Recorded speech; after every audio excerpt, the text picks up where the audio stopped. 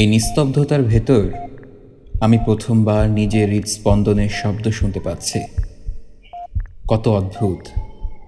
এতদিন বেঁচে ছিলাম, অথচ বেঁচে থাকার মানেটাই বুঝিনি। আজ যখন জীবন মৃত্যুর মাঝখানে দাঁড়িয়ে আছি, তখন মনে হচ্ছে মানুষ আসলে সবচেয়ে বেশি ভুল করে তখনই, যখন সে ভাবে তার হাতে অনেক সময় আছে। আমি ভেবেছিলাম একদিন সময় হবে, একদিন মাকে বলবো তোমাকে খুব ভালোবাসি, একদিন বাবার পাশে বসে চুপচাপ কিছুটা সময় কাটাবো, একদিন পুরনো বন্ধুদের ফোন দেব, একদিন নিজের জন্য একটু বাঁচব। কিন্তু সেই একদিন আর আসেনি। আমি শুধু ছুটেছি, আরও টাকা, আরও সাফল্য, আরও প্রমাণ, যেন পৃথিবীকে দেখাতে হবে আমি কতটা গুরুত্বপূর্ণ। কিন্তু আজ বুঝতে পারছি, গুরুত্বপূর্ণ ছিল না কত মানুষ আমাকে চিনত, গুরুত্বপূর্ণ ছিল কত মানুষ আমাকে সত্যি করে অনুভব করত। গুরুত্বপূর্ণ ছিল না আমি কত দূর গেছি, গুরুত্বপূর্ণ ছিল যাওয়ার পথে কাদের হাত ছেড়ে দিয়েছি। জীবন বড় অদ্ভুত। এটা আমাদের সব কিছু দেয় না, কিন্তু যা দেয় তাই যথেষ্ট হতে পারত, যদি আমরা তা দেখতে বা শিখতে পারতাম।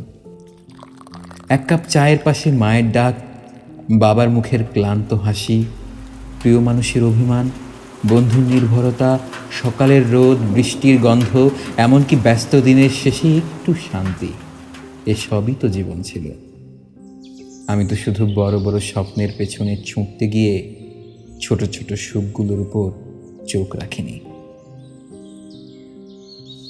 আজ যদি আরেকটা সকাল পেতাম, আমি হয়তো এত তাড়াহুড়ো করতাম না, অহংকারকে এত বড় হতে দিতাম না, ক্ষমা চাইতে দেরি করতাম না, ভালোবাসাকে লুকিয়ে রাখতাম না। কারণ এখন বুঝি, জীবন কখনোই শুধু বড় অর্জনের নাম নয়। জীবন হলো যাদের পাশে থাকার কথা ছিল তাদের পাশে থাকা।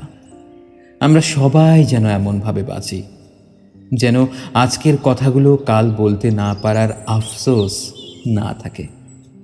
কারণ মৃত্যু যখন সামনে এসে দাঁড়ায়, তখন মানুষ তার ব্যর্থতার জন্য কাঁদে না, সে কাঁদে যে ভালোবাসাগুলো প্রকাশ হয়নি, যে সময়গুলো দেয়া হয়নি, যে মানুষগুলোকে বলা হয়নি তুমি আমার জন্য খুবই মূল্যবান।